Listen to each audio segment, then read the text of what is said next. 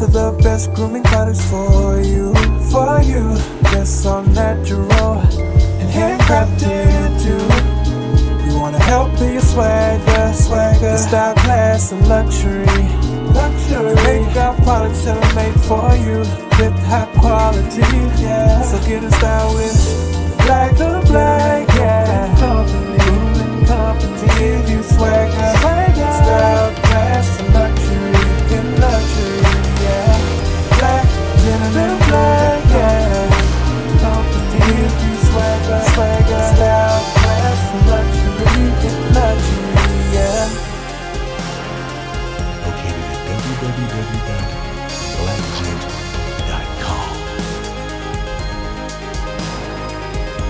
Yo. What's good? What's good? It's Stormybman, and I am back. Welcoming you to Noids on Culture with Stormybman for this Monday, May 13th, 2024. This is number 85 in the series of Nerds shows, and we're highlighting a classic from the Western genre, Once Upon a Time in the West. And we are going to talk about this classic Western. If you guys are not aware of this film, shame on you, because this is one of those directed by Sergio Leone, who is most famous for the Man with No Name series that we recently did a profile on. But this one here starred some classic actors from Hollywood at that time at the height of their careers. And it was released December 21st, 1968. And if you haven't had a chance to see this one, it is highly recommended. This film right here has performances by the actors and lead actress that's in this film that stand out for the Western genre, but also the music score. The music score is so famous that you have heard riffs off of this soundtrack for various films that came later in American cinema, in international cinema, and even in the Hong Kong films. Kung Fu films ripped the film's music because there were a great deal of tracks on this film that are very memorable, and they played them throughout the film, so you kind of remember it. Like if you've seen films like Jaws or Star Wars, there's certain themes that play during the action scenes and so forth that remind you, oh, that's Star Wars, or that's this or that. And that's what it was for this film, Once Upon a Time in the West. So we're going to talk about that a little bit this evening. And as I welcome my partner in crime here, we got Drew Titan in the building. What's going on, man? What's going on? Man, I always knew about this film. Never actually sat down and watched it until today. And I was thoroughly entertained. Entertained.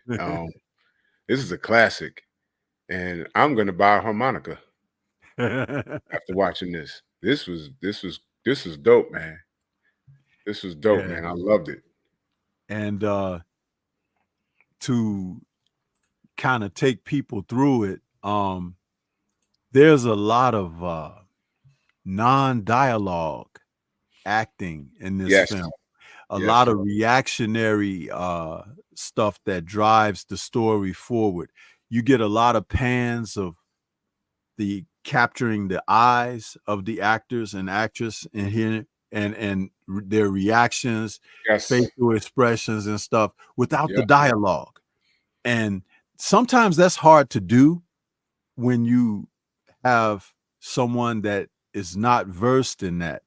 And what we noticed in this film is that some actors can get away with that because they have what they call charisma and screen presence.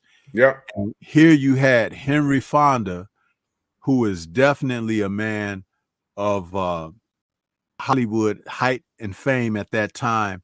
And then we are introduced to Charles Bronson, who starred also as one of the men in the Magnificent Seven.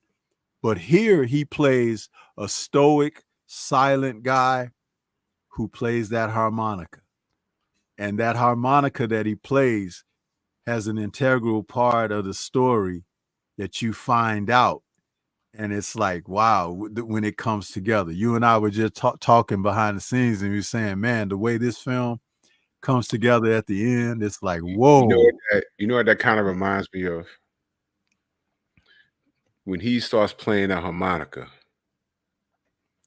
Remember that scene in Return of the Dragon where Bruce walks up with the brothers from the restaurant, and they go to the mob boss's office, and he walks up and you hear the whistle first. He's whistling, yeah. Whistling. I said, did he pick well, you that know, up? He took a lot from the spaghetti westerns, Bruce Yes. did when he was making Way of the Dragon. Yes. He you know, his wife talked about it. Even there are some cues from this film. The music cues from this film are in Way of the Dragon. Wow. Well, I picked right up on that.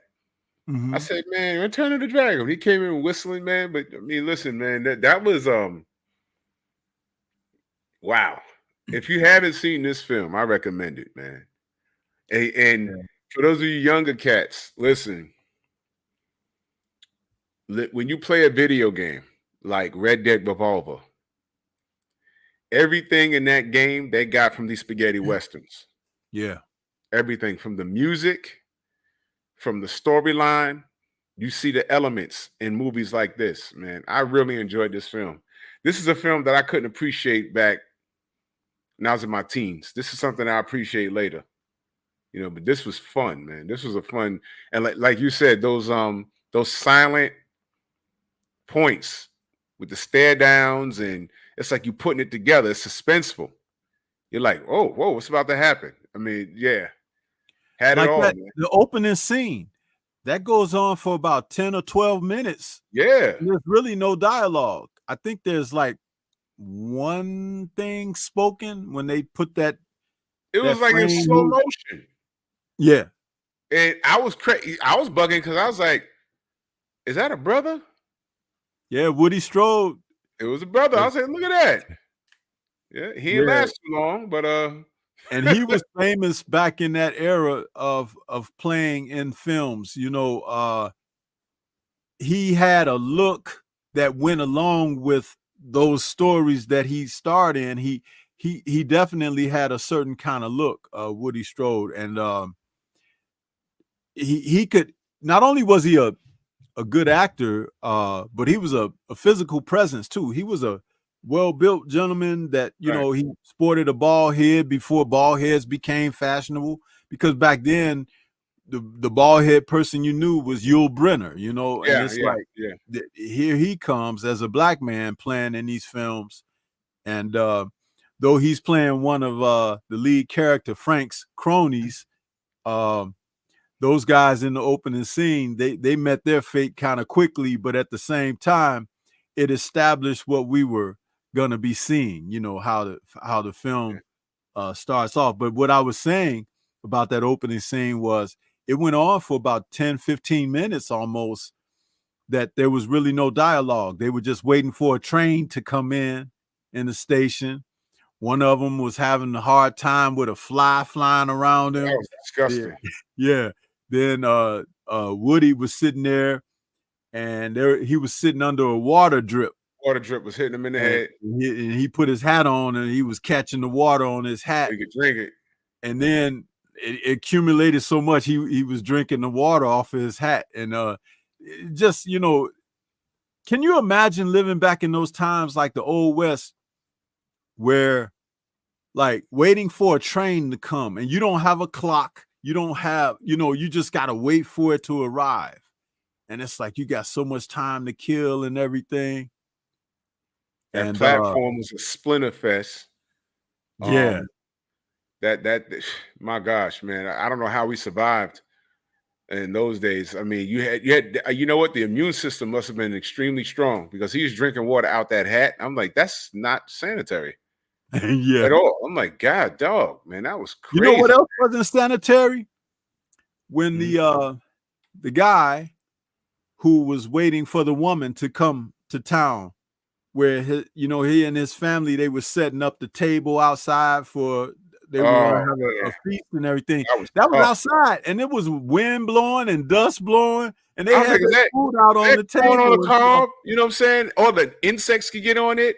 Yeah, and she was Cooked cutting food. bread out there, his daughter cutting Yeah. bread. So it's like, but think about it. That's back then, it wasn't a lot of sanitary. It's like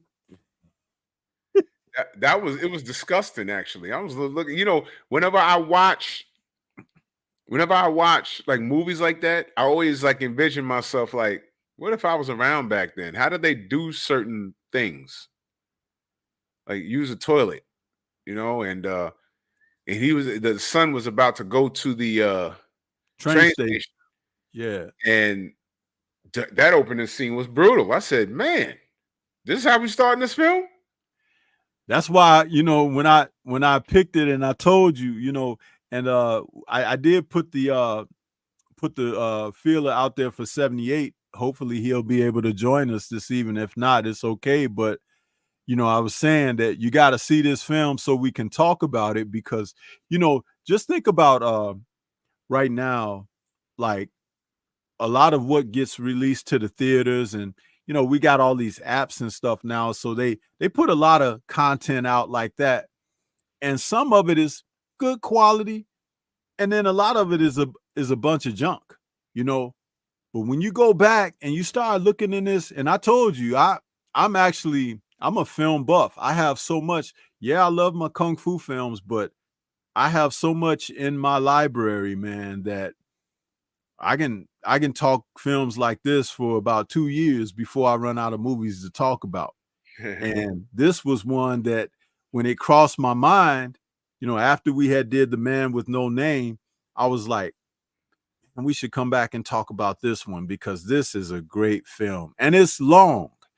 2 hours, 45 minutes, people.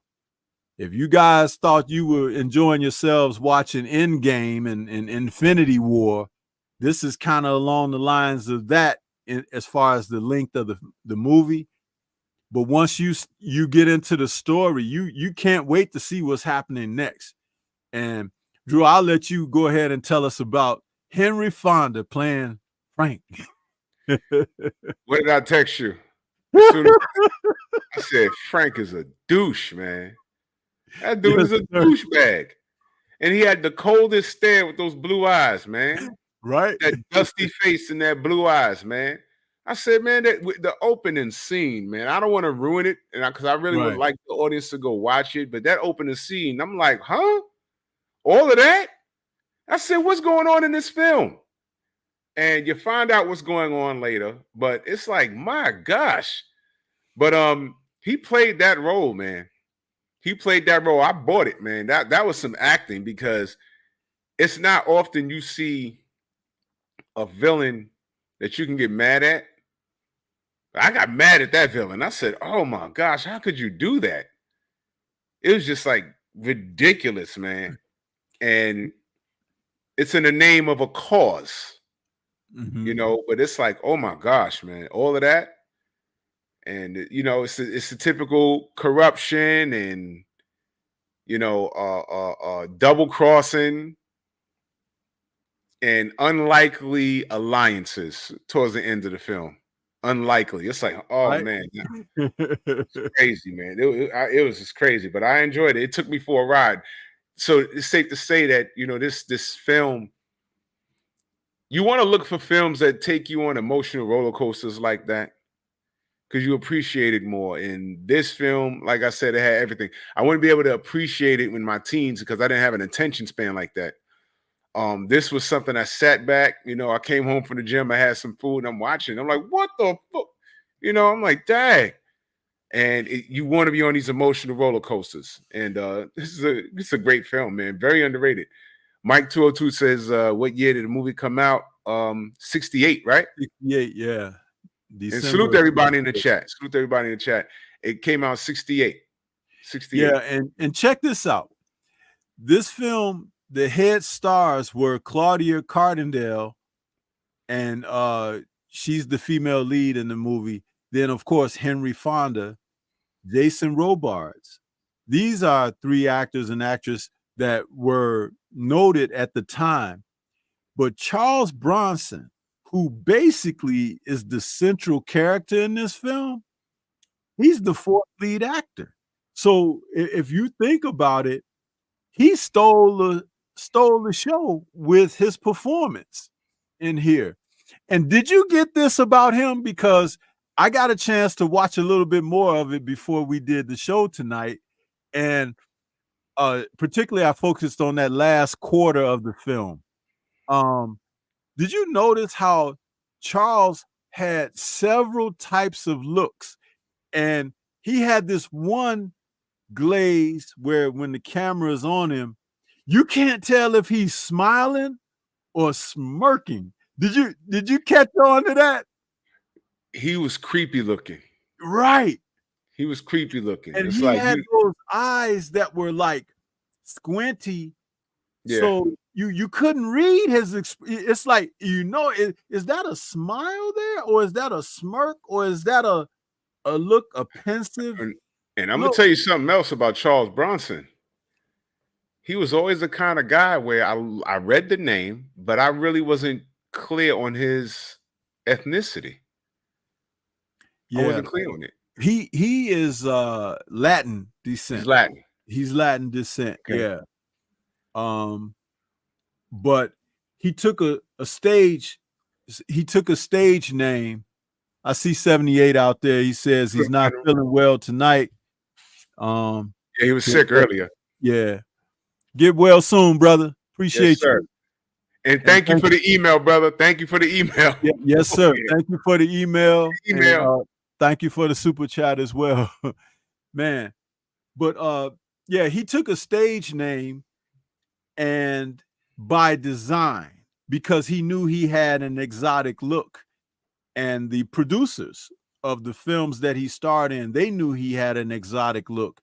Because believe it or not, people, during that time, Hollywood was extremely biased against non-white actors. Yeah. Extremely. So much to the degree that they couldn't even get someone of a native descent or even Asian background where they could be prominent in film roles. They would opt to put a Caucasian person in that role and put makeup on their faces to tan their skins and stuff. It was just so for Charles Bronson to move through that era, and then the early 70s up into almost the 1980s with his Death Wish films and other films that he starred in, he was a groundbreaking actor and performer with what he was able to accomplish, and well respected because he made some good films, Charles Bronson. Yeah, he sure did. He sure did. And like I was telling you earlier, I knew him from the Death Wish series, which we should yeah, we got to do that one day too. We got to get into those. And that's if y'all have never seen it, it's rough, man. It's rough. It's a tough, rough watch, but my gosh. But when I saw him in the Westerns, my dad was one that said, oh, well, he got his start doing Western movies. Yeah. And I never sat down and watched this until today. Yeah. And the guy's a hell of an actor, man. The guy's a hell of an actor. And again, he's from that era of guys who didn't need a lot of dialogue. He was a physical guy, so he would, he could do stunts and he could do fight scenes and stuff like that, where there were actors who didn't want to get dirty.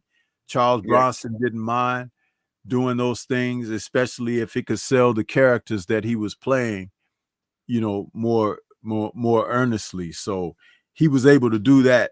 And in this film, how old was he when he passed? Who, Charles Bronson? Yeah, because you know. Let me double check here because I got this thing pulled up with them talking about the actors. Charles Bronson. He was 81 when he passed. And what year was that? He passed August 30th, 2003. Yeah. He always had an old face. But he was 81, so he was up there. Yeah. He was up there. Charles Bronson, for you guys that but don't he know. Wasn't considered up there when he was prominent in his acting career because Charles was born November 3rd, 1921. Mm-hmm. So, you know, he was in his 40s when he made his fame, you know. Right. This was a guy, if he stuck around. He served in the U.S. Armed Forces, too. He was in the Army, and he was a corporal. Yeah, I remember seeing a picture of him walking with a lady. He had on some bell bottoms. He was in shape, man. In the picture that I saw, he was in shape. He was in shape. This guy was a beast.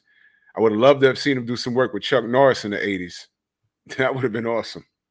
You know what's interesting? It was guys like him that paved the way for people like Chuck Norris. It's like it's amazing because he was and see, that's why a show like this is good. Because we could give these guys their flowers. You know what I'm saying? Because we didn't have social media like what we have now. And the fact that we could talk about, you know, these actors and actresses who were so prominent in films that when cinema really meant something. Like cinema is very watered down now. It's nowhere near of what it used to be.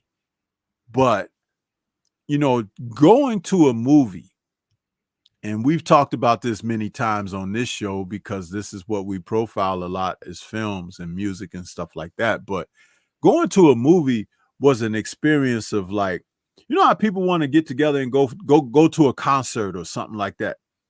Going to movies were kind of like that to a smaller degree, of course. Right. But you had your pick of, if a Charles Bronson movie was coming out or a Clint Eastwood movie was coming out, you know, you went to the theater and saw these guys, Stuart Whitman and guys like that back in those days.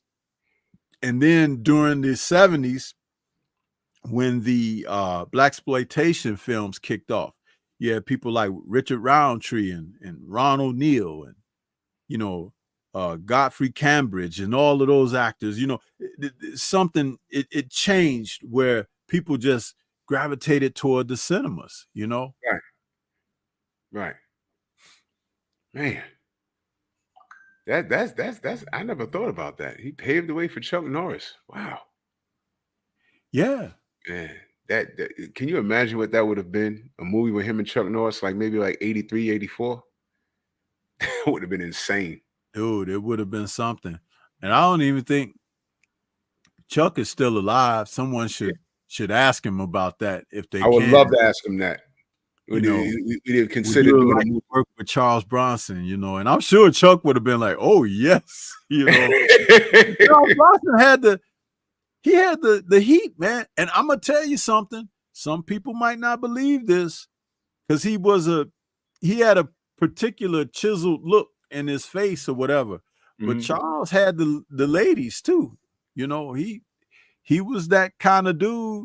Came across. You know what it was? It was that rugged machismo type of deal. You know what I'm saying? Yeah. You know, and he was married several times. Harriet Tendler was his first wife. They married in 1949 and divorced in 1965. Then he was married to Jill Ireland, who was a Hollywood socialite. They married in 68, and she passed away in 1990. And then he married Kim Weeks in 1998. And they were married until he passed away. Well, at least he believed in marriage. Yeah, he did. And he has four children surviving. And any of them in acting anyway? No, it's just, you know, they went on with their lives. But yeah, he Charles Bronson, man. My dad used to love Charles Bronson films. He was always, but again, he was in so many things. Like uh, he did a film called The Mechanic, of course, and I have that on DVD. The Stone Killer. That was a famous film from 1973. I remember that. And then, of course, he did a Mr. Majestic in 74, Hard Times in 75. That's that film where he was fighting and brawling like in the 30s or something. And St. Ives. I remember this film. It came out after Jaws and films like that because we were going into the animal films, scaring people and stuff. King Kong, Jaws, Orca, the Killer Whale, and this film that Charles starred in, The White Buffalo. I remember seeing that in the theaters, Drew and chat. That was a very good film where he was trying to hunt down this famous buffalo that was out on the range killing people and stuff. What? And he was hired to try to track this buffalo down and kill it and everything. Very good film, you know, and I saw that as a kid. I was a kid when I saw that film, but it stayed in my mind. I remember that film very well. He also played in other films like Telephone and Assassination. And you know, he just the guy, hey man, he, like I said, he broke ground. He broke ground. Just like if you could think about actors like Jimmy Smits, you know, who was native, you know, background, and people like he and Charles Bronson having their time of fame in Hollywood. They were special folks because, you know, Hollywood wasn't doing that at that time. That's why Bruce Lee was so special, because Bruce Lee, had he lived, he would have been probably like a big time director or something eventually, because that's kind of like where he wanted to go. He wanted to get into directing. But think about how famous he became, and he passed away when his first Hollywood film got released. It's like, just think about that. What could have been? But he was the first Asian superstar internationally and in Hollywood. Yeah, superstar. That's a level up from star. It's a superstar. Bruce Lee is a superstar. Don't worry, I took care of it already. Yeah. I took care of it. There's no need to even address it. We're rock stars in here.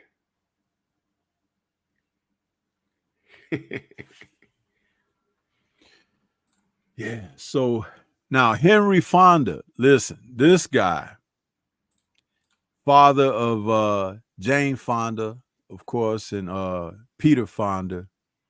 This guy, he was a very prominent Hollywood star. He was born in 1905 and passed away in 1982, August of 82. Wow. And that guy there, he was 77 when he passed away. And he was married a multitude of times, far many more times than maybe twice as much as Charles Bronson. But he was very well known in Hollywood. And I want to say his career and his family was kind of like the Kennedys of Hollywood or something. It's you know, that kind of thing. He served in the military as well, fought in World War II, as did Charles Bronson. And his filmography was very all over the place with the type of movies that he played in. he was just kind of like a guy. He played in love stories. He played in suspense dramas and stuff like that. That's why to see him play this villain in this film, it kind of put him in a different place. You know what I mean? So it was like definitely a guy who he was an old school Hollywood star. He was an Right. old school Hollywood star, but his career was kind of changing and taking different directions as he, was getting in his twilight years of his life. So That's an interesting take. Hollywood was Hollywood going through some like changes at that point. Like every decade they go through some changes because 68 is close to the 70s. Like every 5 years there's some sort of significant change. yeah, and I would imagine like when an actor like he had a striking role like he did in this film that we're talking this evening, probably had to turn down a lot of roles after that. That like they want him to play it again. Play. Can you be a villain in this this film or whatever? And of course, that kind of takes some of the love of things out for certain actors.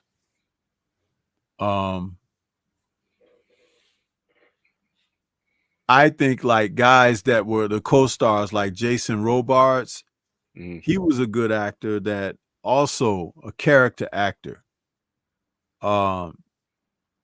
He passed away in December of 2000. He was 78 when he passed away. He's from Chicago, born in Chicago in July of 1922. And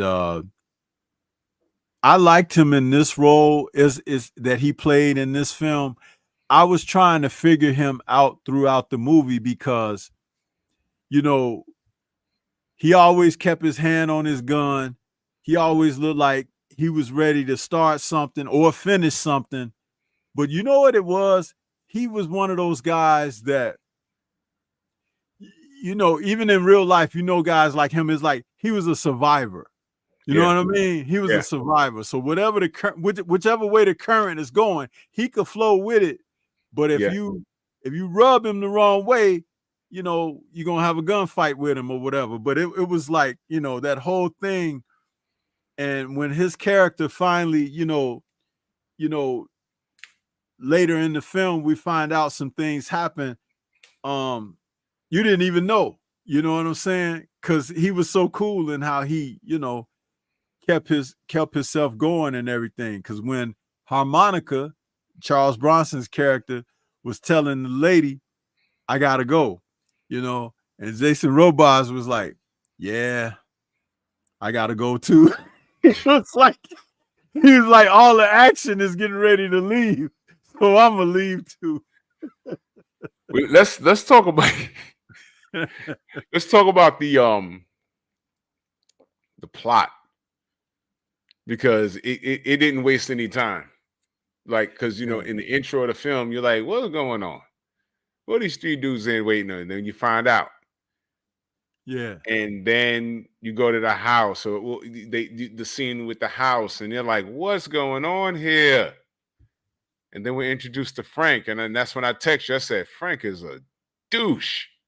Man, Frank. Goodness. But what the plot of the movie? What's the plot? What does it say about the overall plot of the film? Okay. I've got something pulled up here. It says that a train arrives at the old west town of Flagstone. It's a very unincorporated area. They're building railroads during this time. Right. So this particular town, Flagstone, the train is going to be coming through that area.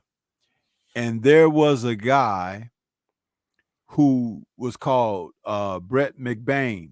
Brett McBain was a kind of affluent guy. He had a little money, but he knew that the train was coming. So he had hedged a wager on the future by thinking about, if the train is going to come through this area, I can build a station and stuff like that where I could employ, and people will have to pay.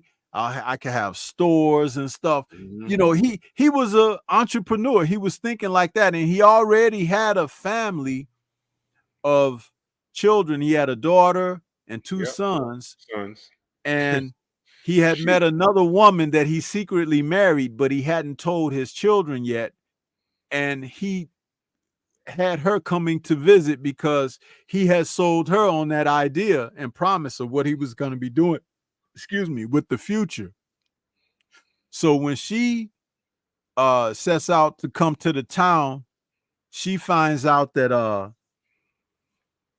he and the family have been taken out. But that was bad. What precedes that is the film opens with a train coming through the town of Flagstone, and there's these 3 bandits out there that are waiting for the train, and they're waiting for someone in particular to get off the train so they can take him out. Now, this person that they're waiting for, it turns out to be the character played by Charles Bronson. He's been referred to throughout the film as Harmonica because he plays the harmonica all the time. And typically he plays the harmonica before some killing goes down. It's like, how they put that together like that? It's like he's playing that tune on the harmonica. So when you hear that, something is getting ready to go down. So he gets off the train, but not on the side. Like, when people, what do they call it? Dislodge from the train. Right. When the train came to town, it was just a bailiff that threw some bags and stuff off the train, and they looking around. They like, nobody get off the train, and the train pulls out of the station, and they're facing a different way because nobody got off the train. And then they hear that harmonica playing in the backdrop, and they turn around and look, and there's Charles Bronson standing across the way. Yep. And they looking at him, and they get their guns ready and everything.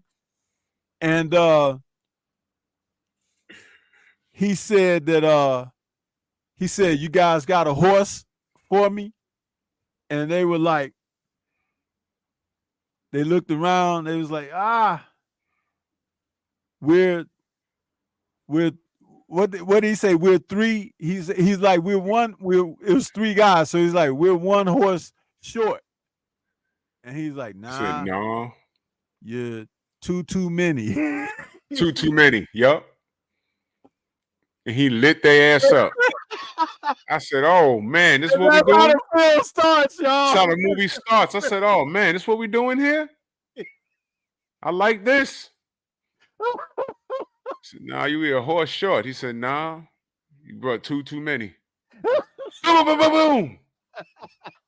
I was like, oh, all right. Man. I loved it. When I put it on a couple of days ago, I was watching it, right? And of course, I've seen it before, and I just hadn't seen it in a while. I just crack up laughing like I'm doing right now because that was the entertainment back in the day. Westerns, man, they settle things with the pistol, Jack. I mean, it's like they don't be playing. And he smoked them guys, and he went on into the town, right? Mm-hmm. But he knew who they were working for because that's who he was coming for. So it's like, and he has a past, but nobody knows it. But that woman, she comes to town and finds out that her husband is, he's been murdered and everything, and the kids, and even the little son, his small boy, who he had. You see a scene with him hunting. What was that, quail or something? Wherever it was, got 2 of them. Yeah, and they, that show the bonding of dad and son, which is an important thing when you're showing something like that. That means he's teaching his son how to become a man and how to hunt and stuff. Well, short time later, they get home and they getting ready for their feast and getting ready to receive they don't know it's his wife coming. And then here come Frank. and they wiped out. What they call him? They called him a mad Irishman because he had red hair. The kids had red hair. They were Irish. They were like immigrants. Yeah. And I don't know how Don Irish was in the chat because I thought his entire bloodline got wiped out in that movie. Shots fired. Wait, hold on. Let me hit him with it. Let me hit him with it. Where's my damn? Take that. That's exactly what happened. There you go. This Mick want to show up talking, man. Your bloodline got wiped out in the movie. We saw it. Monica had to avenge you. Kill you, that little girl, the little boy, the teenage boy, the father. And now you're going to join them. And now you're going to join them. Get out of here. Penis eater. Well, anyway. Man. But so, man. So here comes Frank. Yeah, Frank comes in, and what we find out is that Frank was hired as a hired gunman for a railroad tycoon. Yep. Who basically wants him to clear people out that live in that area and everything so that he can buy up all that land, because like the Irishman McBain, who had a plan of building a station there and everything, this railroad tycoon, he knows that if he takes over that lane, that land, he'll be a multimillionaire, you know, opening up a town and building and stuff like that. But see what McBain had done already, and we find this out later as the film goes on, Drew and chat, is that he used his money to already buy building supplies and everything. He was all set, you know, to get things cooking. And his woman, when she was coming to town, she didn't know she was coming for that. Her name was Jill. She didn't know all of that. But later, when they were settling his estate and stuff, she found out that that's what it was. So she became like a prominent figure in the town because she inherited his wealth. Yep. You know, she was his wife. And so Frank was like, oh, I gotta get rid of her. You know what I'm saying? And he, you know, the story goes on from there. But let me tell you guys something. It's a damn good story. But a lot of it is acted out without a lot of dialogue. They say little things here and there to drive the story along, but you got to pay attention to who's talking and who's doing certain things during the film. And it's real cool how it plays out. You talk about women always being on the side of survival. Now, you know what scene bothered me, right? Yeah. You know, that bothered me. And I'm like, was she doing that for survival or she wanted to? But she does understand that this man not only shot your husband, but he eradicated his entire bloodline right there. Yeah, the bloodline. What was she doing? You know what, man? Fear makes people do strange things.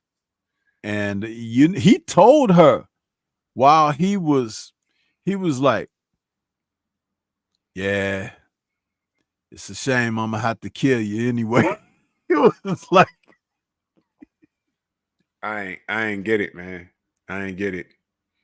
I was like, oof, she ain't cut his throat or nothing. What's going on? But you watch it as a man. And see, again, I wouldn't have been thinking about that. You know what?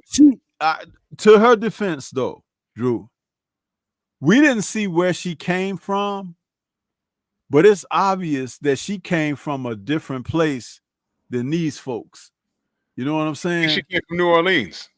Okay, yeah. So from New Orleans, yeah. You know, so they, you know, maybe they was a little more, and it's kind of interesting. What I'm about to say is a little more civilized in New Orleans than they was out there where she came to. Because out there, boy, it was cutthroat city out there. Man, you want to talk about Wild Wild West? Man, holy cow! That was like, I'm like, why is she? I mean, she even got a knife under a pillow or something. What's going on here? Hey, man, unbelievable. But it's funny how Frank goes from being that evil character to later on becoming that shade of gray. It's like you remember what he did, but now he's in a position where, and I only think that is because his options were shrinking. You know yeah. how they say the ground is shrinking under your feet, you Oh know? yeah, yeah. And that's what was happening. But let's talk about Harmonica's revealed background. We don't have to reveal it to the audience, but Right. when you found out that, wasn't that crazy, man? Okay. The train scene when he slapped him, when they caught him, Yeah. and he asked him his name, and he said one name. And he said, he's dead. Then he said another name. He said, he's dead too. So then he slapped him and said, who are you? He was like, Frank. He was like, tell him to chill. You begin to suspect not only has he taken this job to do whatever, but he has detailed information about Frank, and that worried him, that bothered him. But damn, how do I explain this without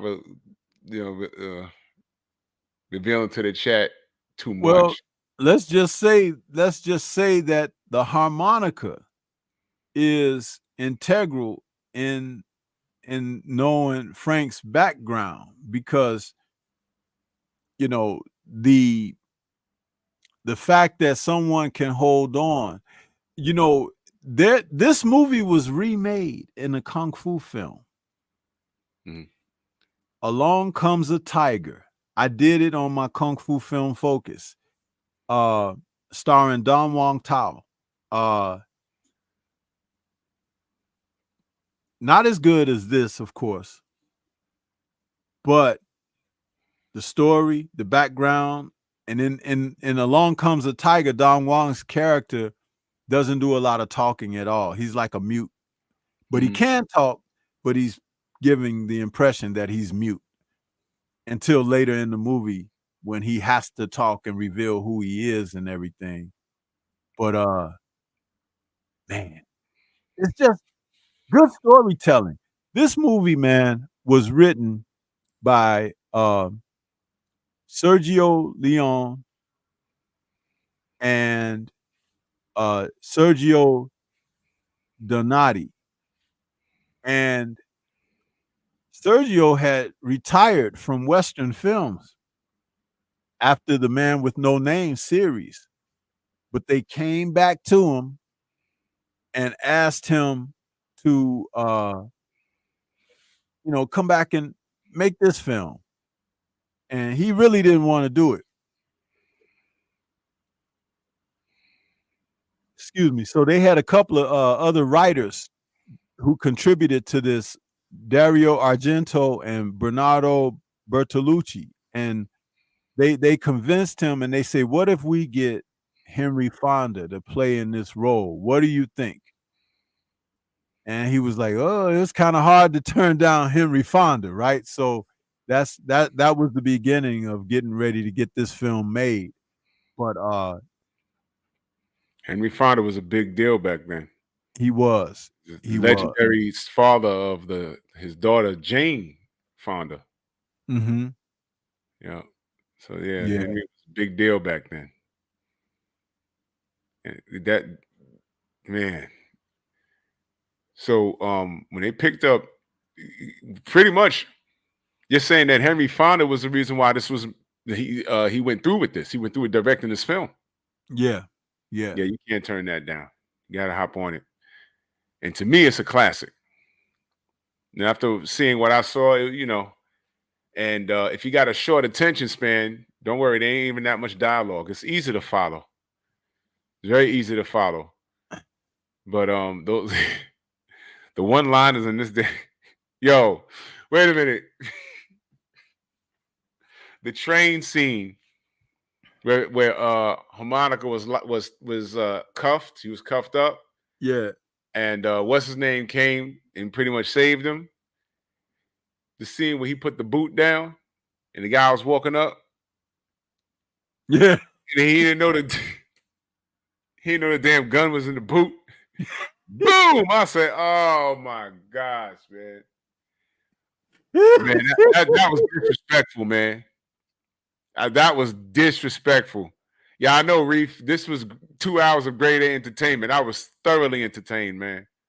I was Listen, thoroughly entertained. you know, another thing about westerns is the funny way that they decide to kill people. Because it's like you could always, but like you said, that boot scene that was like real creative, right? It's like That was mad disrespectful. I 1,000 said, ways to "Oh die. man, that was And oh clever, boy, man." the train that train tycoon, he got his too. Remember, it's Oh like, man, listen, he left man. him. He could have That's why blicked him off. they say you call yourself digging a grave for somebody, dig too, because you're gonna find yourself laying Find right himself in there, it. literally. And I think he had tuberculosis, right? The character. Yeah. Yeah, that Do was you unique. remember when Frank was telling him compete with me? He was like, "You come up here, you can't even stand on your own 2 feet." He kicked the man's crutches from Man, that was funny. That was funny, man. the dude's crutches. But I'm gonna tell you something. That Oh, was mad funny. I'm gonna tell you something. When I say that shade of gray, because Frank was rolling deep with some gangsters. some Bogarts. They used Yeah, to call. man. And they went off to the highest bidder, and they were coming to get him. And that's when Frank became the bit of the baby face. That's like a Yeah. wrestling term. He became the baby face, and you're like, oh, well, Frank got to get through this. But then I'm like, he slayed an entire family in the beginning of the film. Are we rooting for Frank now? What are we doing? It's like, what's going on? That's what I'm saying. It takes you on an emotional roller coaster. Like, I'm rooting for Frank now? My gosh. Crazy stuff. The debauchery. Yeah. But you find out what he did, it wasn't personal. He was hired to do a job. But my gosh, you couldn't just kill homie and keep it moving. They ran through everybody. And when she comes to the house, everyone's looking, they take their hats off, and they on the dinner table where the corn on the cob and pheasants was sitting there cooked a second ago. I mean, everybody was dead. I said, oh, this is how the movie just started. They had to clear the feast off the table and put the bodies. Yo, you know people ate their food, right? You know they ate the food. Like, oh, they dead. Pass the corn on the cob real quick. Give me that bread. Pick up that little boy. That's pheasant. Oh man, let's not dig the grave yet. She coming? Oh my gosh, man. Man, that's crazy, right? It was like that was crazy. Hey, wipe that blood off her right there. We got wipe that blood. That pheasant. Any blood get on that pheasant? My gosh. Oh man, that was bad. That was all bad, man. They got their ass. Hold on. That was weird, but now we find ourselves rooting for Frank. I mean, goodness. My gosh. I'm like, am I really rooting for Frank now? Hey man, it was a crazy alliance. But could you put up the poster for the movie real quick? I want to point something out. Sure. 1 second here. The poster. Okay, that one. Okay, do you have the other one where it was more up like a silhouette? Oh, is that this one? one? That one. Yeah. I want to point something out. This is something that they've done in a lot of movies. The men are always standing. You notice the women are always like in a submissive position. Yep. They did it in Star Wars. They did it here. They did it in a few movies. Some movies aren't even like the blaxploitation films.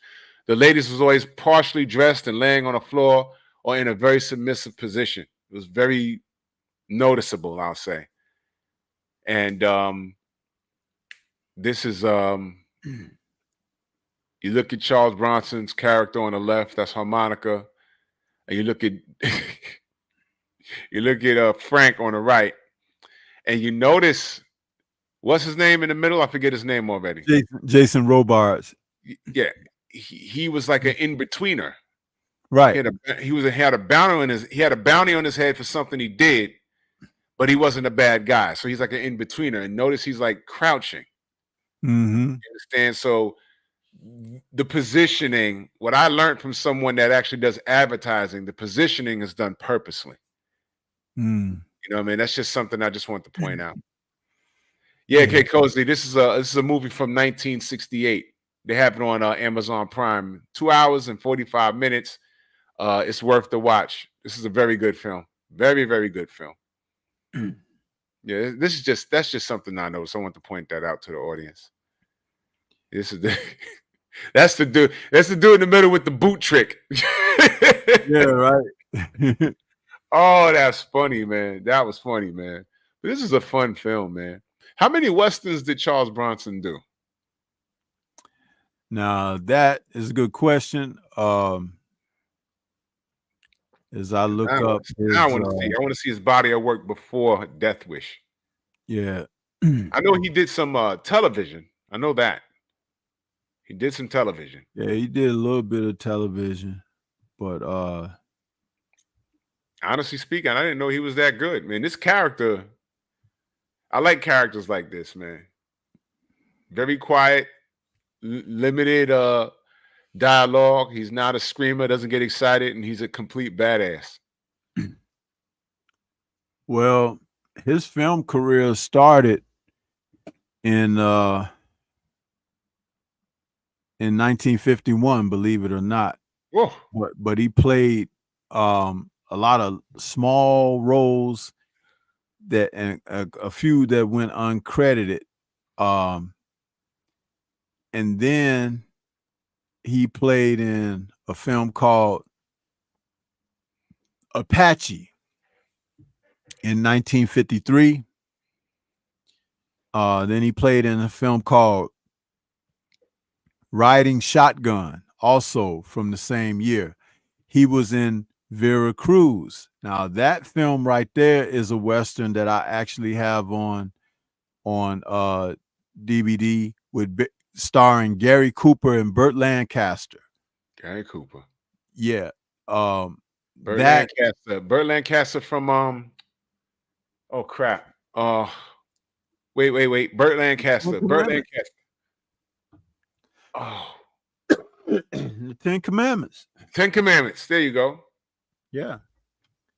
And then from there, he started playing in different films, but his next big Western role was the Magnificent Seven in 1960. He played in a film called Kid Galahad. Mm-hmm. He was in The Great Escape with that was my man Steve McQueen and James Gardner. Charles Bronson was in there with him and Donald Pleasance. He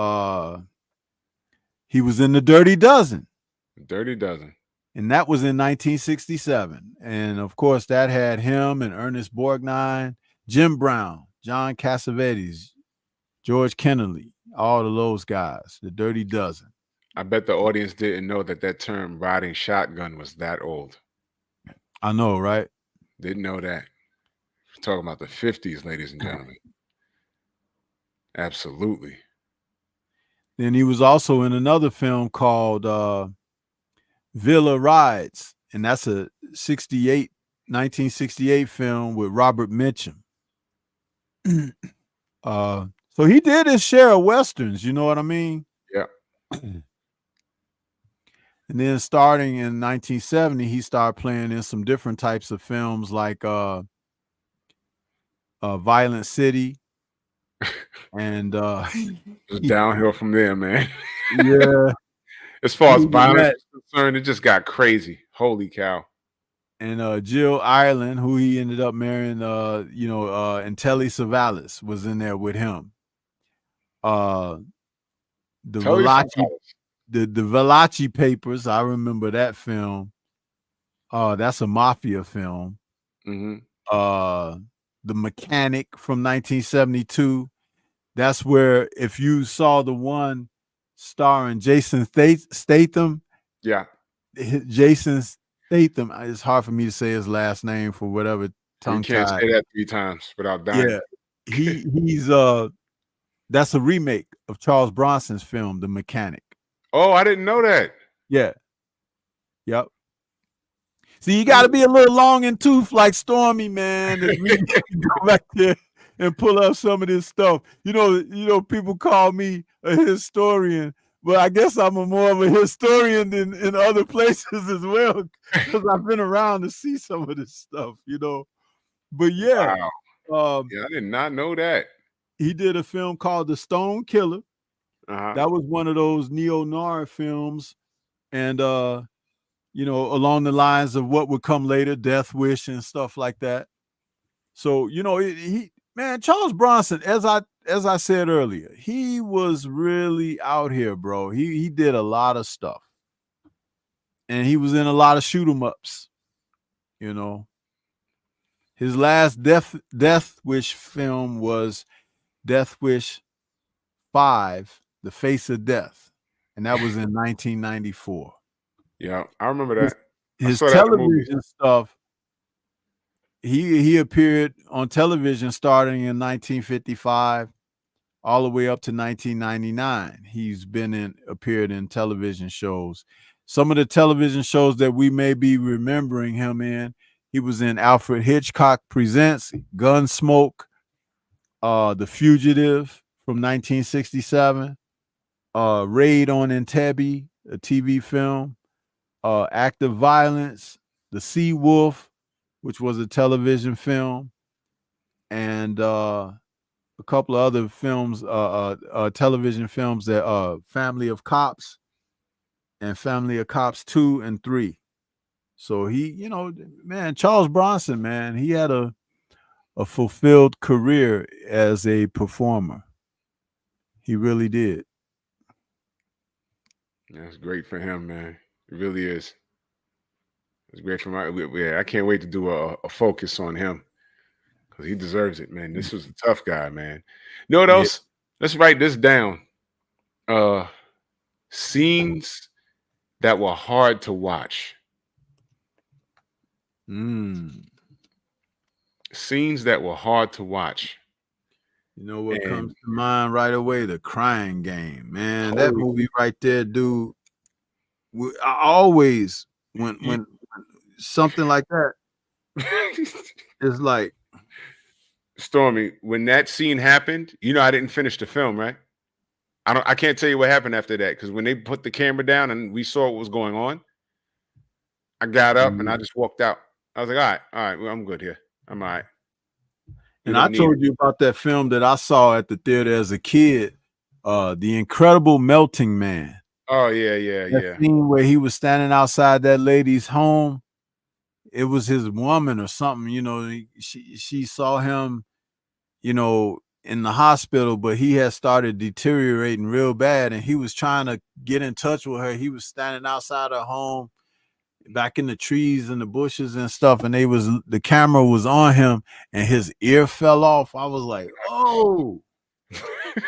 So you know, people it looked like he started to look like pizza, you know, the sausage and cheese just running, you know, the Incredible Melting Man. Wait a minute. It was horrible. Wait a minute. And they never found a cure for that dude. He melted away. It's like, oh man, the end of what you call it, Sleepaway Camp. It's on YouTube. Oh yeah, I remember you told me about that, and you showed me that clip. Oh my God! Imagine, we saw that when it came out in the 80s. So, and her face, the way they held it. Do you know she's on Instagram? No.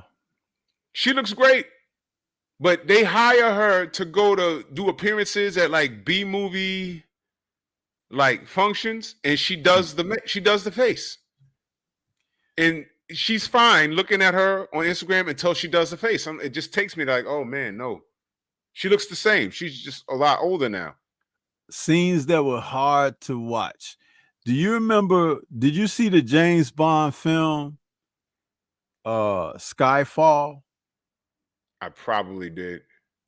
That's the one when Javier Bardem played the guy that was the villain in that. And he was a former 00? yeah. And and, bro, I know what you're trying to say. When you know, I'll save it for when we do the show. That's gonna be a good one. Wasn't that hard to look at? When he did that, I said, But you know what? It makes sense, doesn't it? Because everybody that, you know, when we saw it in Captain America, the First Avenger, when he was chasing the Hydra guy down. Yeah. And he said, Who are you working for? And the guy bit into the cyanide capsule. Yeah. And he was like, Hell Hydra. And he bit the cyanide capsule.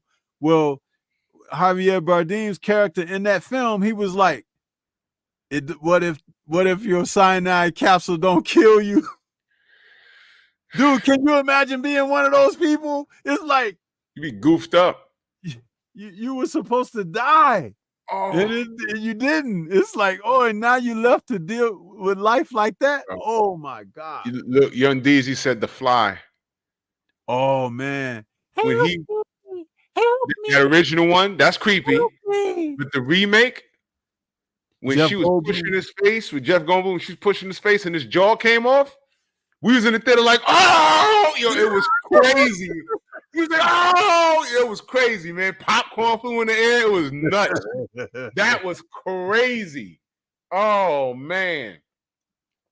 Yo, did you ever see I Spit on Your Grave? Yes. Oh, boy. Remember when she was in the tub with dude? Yeah. You know what? Let me say something about that film. I never rooted for a woman so much until I watched that film. The only reason why I watched that film because I wanted to see how she got those dudes back. And I rooted for her, and she got and you know they remade the film? Yeah, they remade it. I didn't even watch the remake. I didn't even watch that because I know what that was gonna do. Yo, the payback in that film was like ridiculous, man. I bet. It was ridiculous. How she got that dude at the end. I said, man, I didn't think it would be this. I didn't think they could top the original one. Hey, I got one for you. The Texas Chainsaw Massacre. Leatherface. Yeah.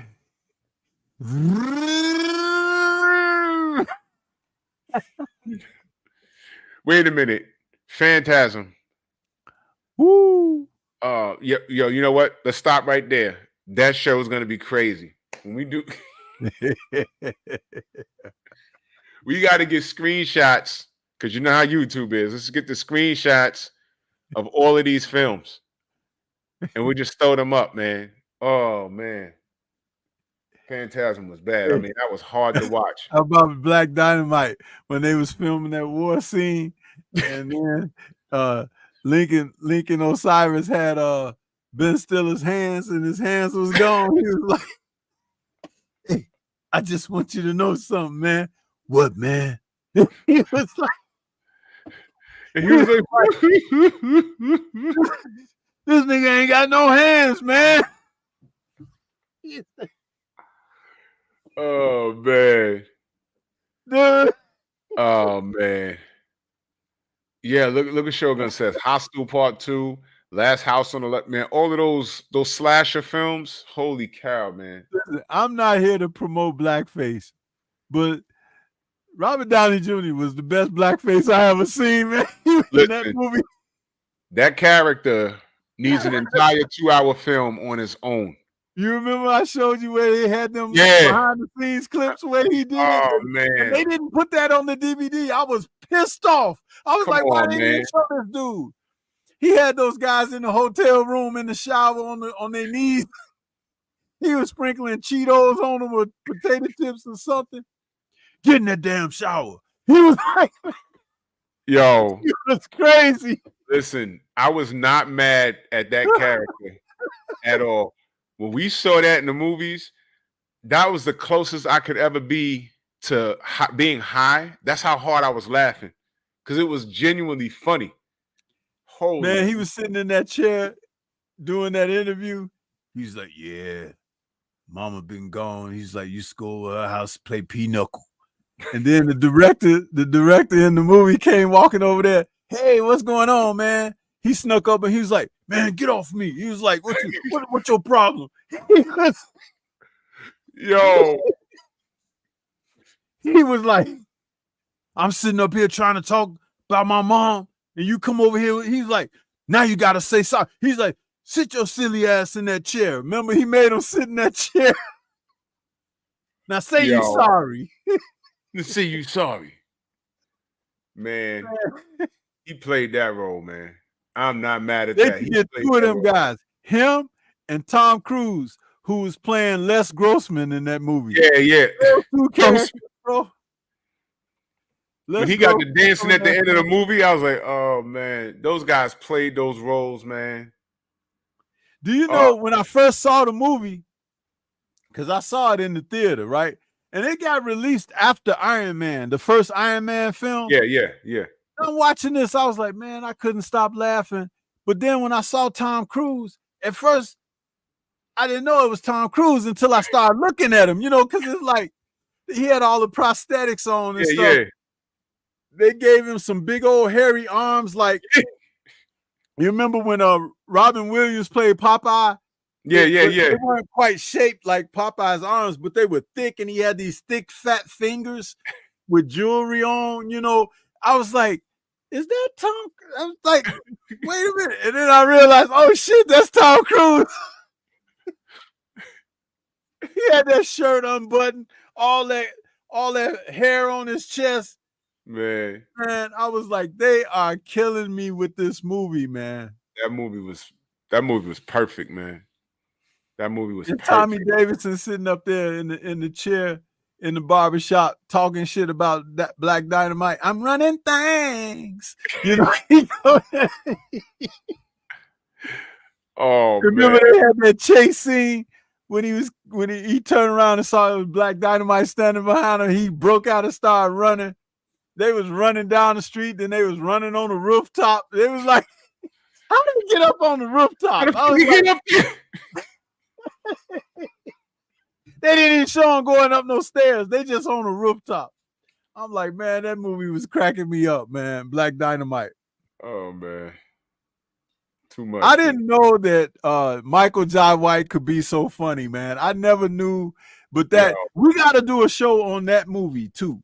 Oh, I can't wait. My favorite scene is the pool hall scene. My favorite scene is the pool hall scene, Drew. Let me tell you something. That brother, he come into the pool hall, and McCallie Williamson was telling him, get out of here before we beat you like a broken mule. And he walks over to the door and flips the closed sign on the door, but the sign said closed on both sides.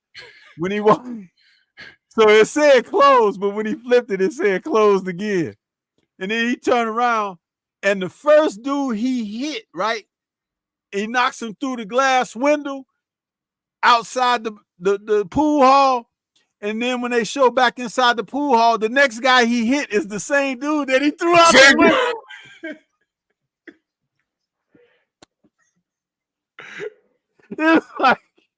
It's like that kind of stuff like that had me cracking up. But you got to be sharp to catch the humor because, like, they had a limited amount of stuntmen. Remember when one dude got slapped and he was like, man, you slapped me for real. Then they cut it and then they put a different actor in there. He was like, I guess the first guy was like, I ain't taking no stuff. If you ain't seen no Dolomite films, you're not going to get half the jokes, man. Oh, man. That's the all-time classic from that film. And we'll talk about it again because I can't get over this. When he broke out his nunchucks and he was fighting them guys in the pool hall and he was working the nunchucks and they slipped out his hand, but he kept fighting. And then the nunchucks came back to him like Captain America's shield or Mjolnir or something. The nunchucks came back to him. They slipped out his hand. He kept fighting. And then they came back to him. Love that damn film, man.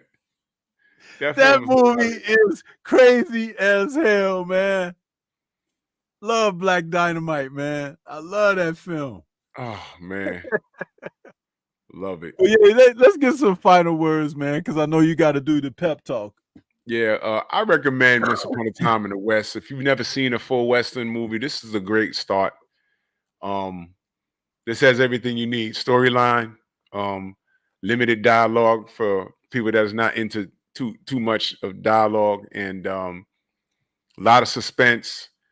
Um, and then there's that shade of gray with the quote unquote villain. A lot of double crossing and shoot 'em ups. Love that. And the climax of the film, you know, it lives up to expectations, man. So I recommend it, man.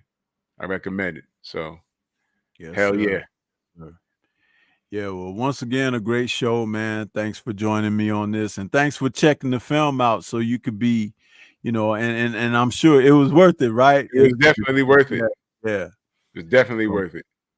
but yeah, we'll be back again next week, everybody, for another Nerds show. I think I'm gonna let Drew pick out something for us for next week. But I really enjoy doing this, man. I really enjoy this show. We have a good time, we laugh and reminisce. That's what it's all about. So Nostalgia. yeah. So Yes, sir. shout out to the mighty LDBC, and take your positive energy over to Pep Talk, which will be starting in about 6 or 7 minutes. So appreciate everybody out there. We'll catch you guys on the next one. Peace. Peace.